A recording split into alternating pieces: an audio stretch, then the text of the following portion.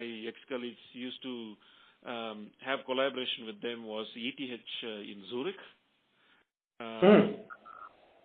So these are the universities I can comes on top of my head, especially if it comes to engine.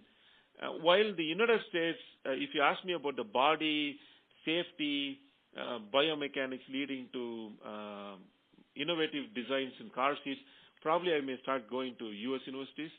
But the one of the thing that I usually focus on when I come to engines is to go to these European countries.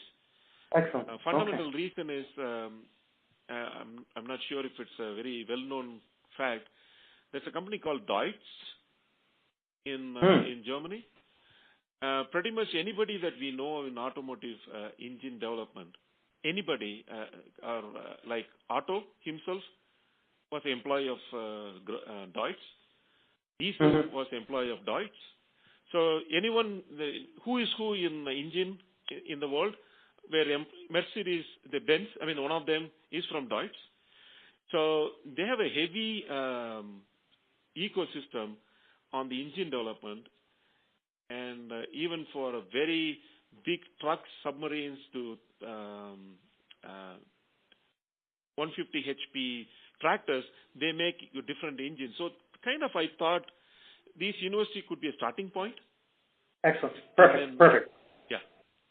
Okay, great. I think perfect. I think this is you're definitely confirming my hypothesis, because this is what I had. I had Aspen and I had Gross on the list.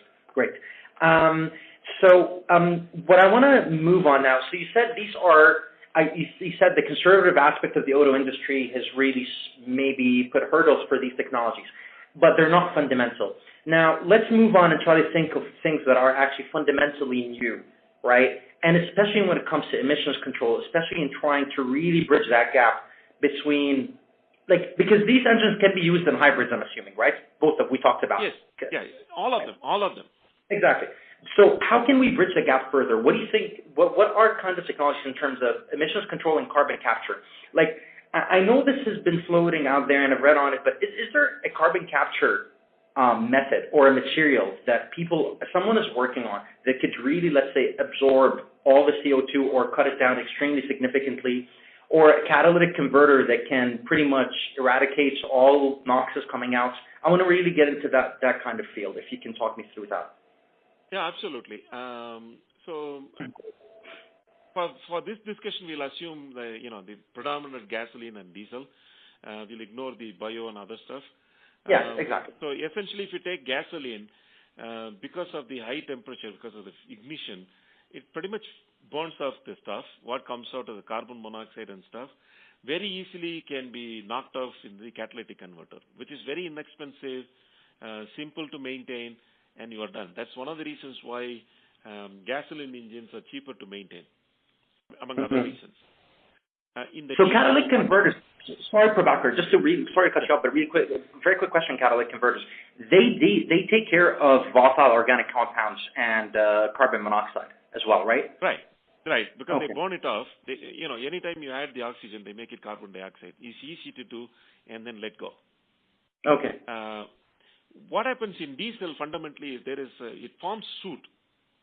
The soot formation, the particulate thing that comes out of the soot is fundamentally a first problem to solve. That's why you have a diesel has a particulate filters called the DPF, diesel particulate filters, and that over a usage it gets clogged, and you have to replace them every time. They come up with some technology called self-clean. I'm not sure if it's productionized, but essentially that's first stage.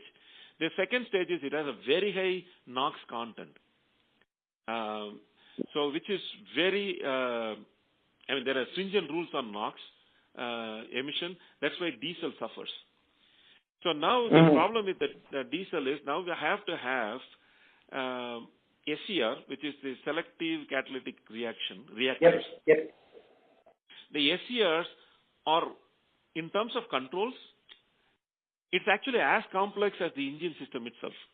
If you very quickly look at an SCR system, which Bosch has, you will instantly understand the complexity.